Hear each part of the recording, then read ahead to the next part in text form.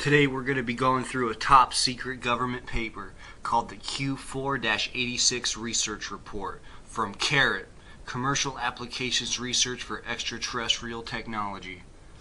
This document's dated December 1986 from the Palo Alto, California Research Facility.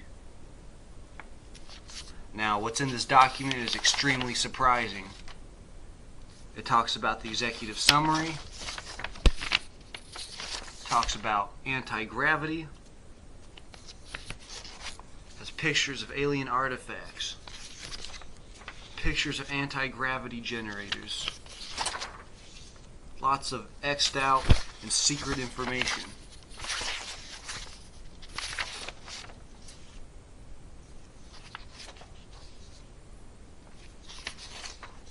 These aren't crop circles, these are self-running, self-executing computer programs that are extremely detailed.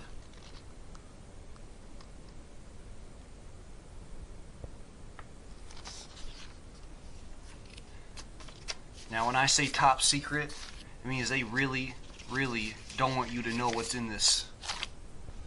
So let's go through it. So let's just keep in mind, what would happen if the human race was evolved, let's say 10,000 years beyond what they are now, how advanced that technology would be? Alright, well let's take a look at the overview, extraction, and what these notes have to say. And I'll quickly go through some of their parts. One thing I'm going to show you about this research paper is that the original research paper that this was photocopied from and edited from has its page numbers right over here, and you can see the book where it was photocopied from because there's a line here. There's a line because this was the original document. And what's even more troubling is there's only 20 pages. Only 20 pages of a bunch of X'd out stuff in here.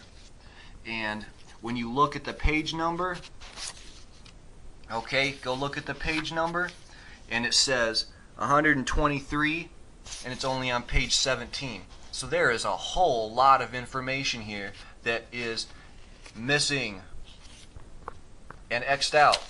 Look at all the stuff that is X'd out. They did not want you to know any of this stuff. They didn't want you to know any of this. See that? They don't want you to know what that is. But I'm going to tell you what it is anyway. This document is intended as a primer on the tentative findings of the Q4 1986 research phase, referred to herein as Q4-86 at the Palo Alto CARET Laboratory, PACL. In accordance with the CARET program mission statement, the goal of this research has been achieving a greater understanding of extraterrestrial technology within the context of commercial applications and civilian use. Examples of such applications in no particular order include transportation, medicine, construction, energy, computing, and communication. The ultimate goal of the research is to provide a core set of advanced technologies in a condition suitable for patient review. Part 2. Extraction. The process of converting raw artifacts of extraterrestrial origin to usable, fully documented human technology is termed extraction. The extraction process ultimately consists of two phases. The first is the establishment of a complete theoretical and operational understanding of the artifact, and the second is a distillation of the artifact's underlying principles into a usable product-oriented technology. Suggestions of specific product applications on behalf of PACL have been encouraged but are not considered mandatory or essential. The results of a successful extraction are collected in what is termed Extraction Package EP and should include the following: a complete theoretical and operational overview, assessment and summary of compositional materials, at least 3 working prototypes, demonstrating multiple instances of successful, repeatable, and reliable implementation, accessibility, assembly notes, and BOM. I don't know what that is. At the time of this writing, a fully successful extraction has not yet been achieved, although numerous threads of research are showing promise. Comprehensive documentation of PACL's extraction process can be found in a document PACL D0006 entitled PACL Extraction Procedure Guide. Part 3. Executive Summary of Q4-86. Q4-86 focused on 4 key subjects, all of which were based on artifacts of extraterrestrial origin obtained from crash site recovery operations conducted during the last 2 decades within the continental United States. These subjects are 1. Personal anti-gravity generator, so named for its small portable size. 2. 3-dimensional image recorder and projector. 3.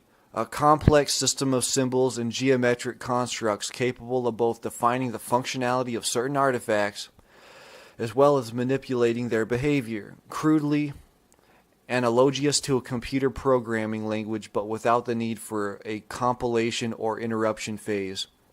Part 4 is completely blanked out.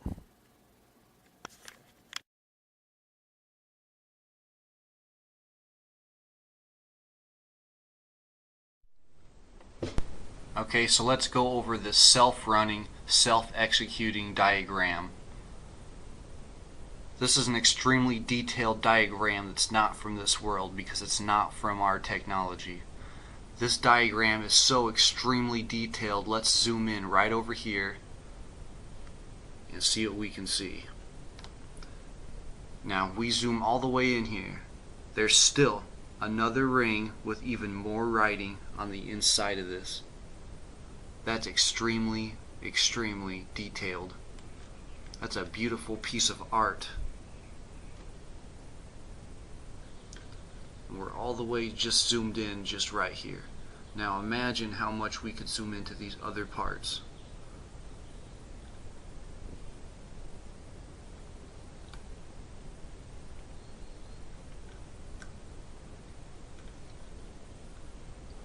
So here's a diagram. It took me a few hours to find this. This is from this Carrot document, but it wasn't in the original document. This was removed. So I don't know how it got here. All I know is I had to go on a really terrible website in the wrong language to find it. So I don't know what this says or what this is. I think it's a power source. It's saying it's getting its power source from here, and this program runs this over here, but I don't know. Further examination of the language.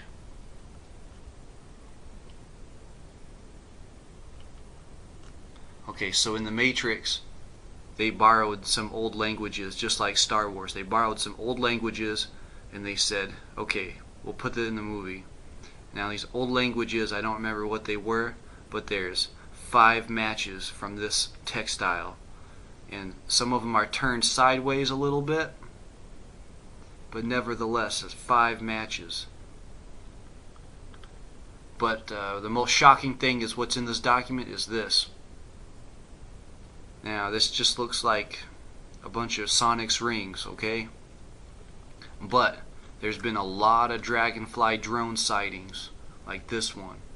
And you know it's a real sighting because this guy took a whole lot of pictures because it was just sitting there. These are drones that are self-running, self-executing AI programs that are sitting here monitoring us. And part of the artifact that was in this document is just sitting here. Exact match to one of these drones. Now these drones have been seen all over the world for many, many years, just monitoring us, watching us, doing whatever.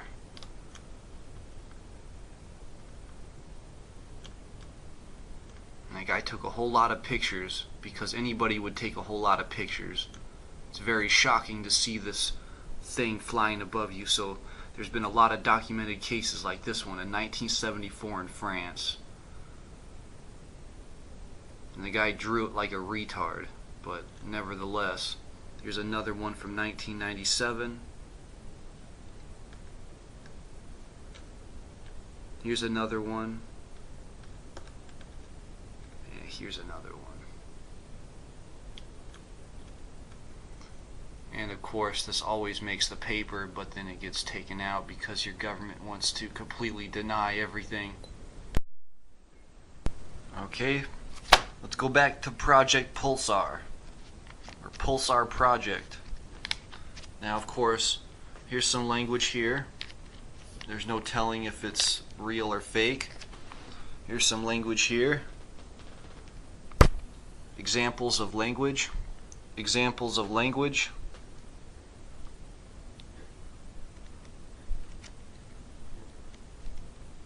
Okay. Alright, so let's look at this language here compared to the new document that we have here called the Q4-86. Okay, here's Q4-86. We've never seen anything like it. And then you have this language over here.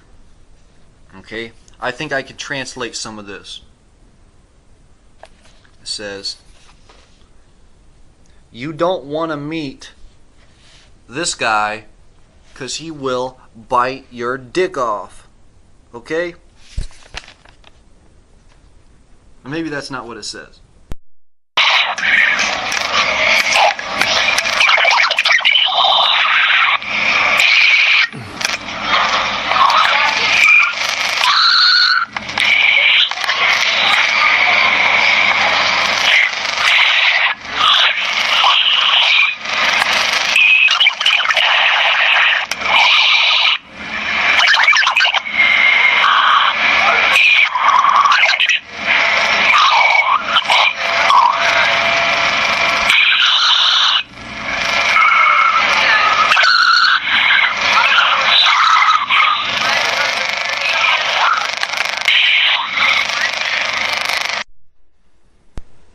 Okay, this is the second page. Number 4 is completely blanked out. Research subject, personal anti-gravity. 4.1, what is personal anti-gravity?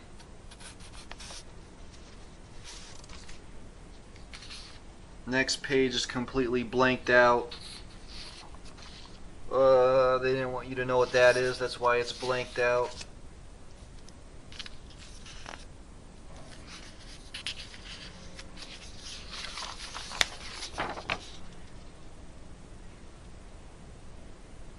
I have no idea what this is.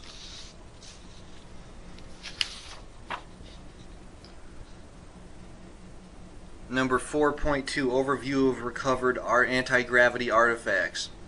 Then 4.2.1, key artifacts. I'm not going to go over all this because it could get boring. But I am going to go over some of the most important parts like this. So I'm going to go over this. Rather than generating a general purpose field for constant gravity control, A1 will manipulate the gravitational effects on specific objects, allowing them to take any position or orientation relative to its own centroid.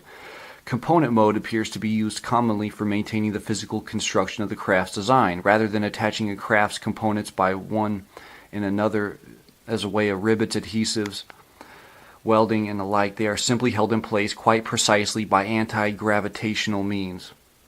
Unlike field mode, PACL has not been able to successfully control the parameters of this data. S1 does not appear capable of controlling this mode beyond activating or deactivating it. Once in effect, the details of which components are affected and how to seam is provided by the components themselves. See the following section for more information. Component mode is responsible for the RSR effect described in the previous section and depicted in figure 4.4. Part 3, multi-mode. A1 combines the functionality of the field and component modes, producing specific gravity effects on individual components while also generating any number of general-purpose gravity control fields. The same limitations that apply to the field in general mode apply to the fields generated in this mode as well. But in the ability to create multiple fields of differing parameters allows those limitations to be effectively circumvented in most situations. It is believed that this mode, however, was used most commonly for managing the anti-gravitational needs of the original craft. Research on the internal functionality of A1 began late in Q4-86, and as such, little is currently known. What is certain, however, is that the device contains no moving parts whatsoever, does not feature any kind of control interface in the form of buttons, switches, or levers, and apparently can only be manipulated by the technology contained in S1. According to the limited data which PACL has been given to granted access in regards to the placement and housing of A1 within the original craft, A1 was the pair of identical generators, together responsible for all anti-gravity related functionality from the propulsion of the craft to the placement of all components within the craft's internal design from the information as well as the experiments conducted in the S1. It has been discovered that A1 operates in one of at least 3 modes of operation. Okay, there's 3 stages how this works. Let's go over. A1 generates a field of presumably arbitrary size with any shape that can be expressed as a convex volume. Within this field, gravity is effectively redefined with any desired strength and orientation. The parameters of this mode include the shape of the field itself are defined by blanked out. Surprisingly, A1 does not appear capable of generating a field with any degree of concavity, nor can the strength and orientation of the artificial gravity within the field vary from one point to another. So that's all for this document. The rest of it's completely blacked out. They don't want you to know what this stuff is.